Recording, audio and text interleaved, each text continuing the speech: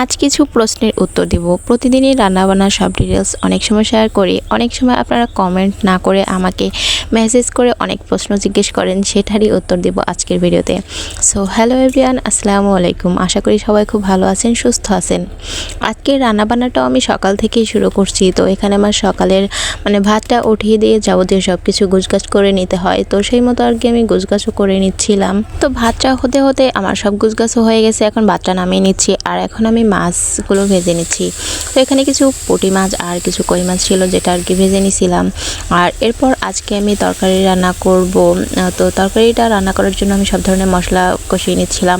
আর এখানে অল্প কিছু বরবটি আর কিছু আলু দিয়ে তরকারিটা রান্না করতেছি।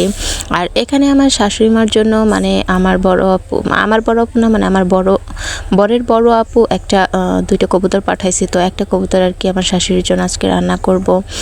তো এখানে কবুতর যদিও আমি আগে কখনো রান্না করিনি, এই প্রথম রান্না করতেছি, জানি না কেমন হবে। একটু ঝাল টাল কম দিয়ে রান্না করতে বলছে, তো সেভাবেই আর কি রান্না করতেছি, করব।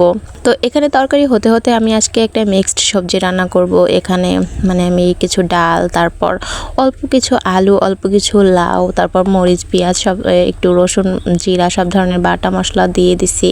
তারপর খুব ভালোভাবে হাতে আমি অনেক সময় ধরে মাখিয়ে নিছি। তো এখন চলে আসি কিছু প্রশ্নের উত্তর দেওয়ার জন্য।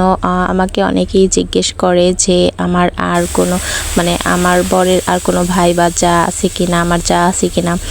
অনেকেই বলেছে আমার বড় যা আছে, যারা জানে তারা জিজ্ঞেস করে যে আপনার তো বড় যা আছে, তাহলে সে কি থাকে না নাকি? না, হ্যাঁ আসলেই থাকে বা ছিল। হয়তো বেশি দিন হয় নাই, 2-4 দিন হয়েছে পার্মানেন্ট আর কি ভাইয়ের কাছে থাকার জন্য গেছে। কিন্তু আগে ছিল সব বাবার বাড়িতেও থাকতো, এখানেও থাকতো। তো এটা সবারই নিয়ম, বিয়ের পরে বউয়েরা বাবার বাড়িও থাকে, শ্বশুর বাড়িও থাকে।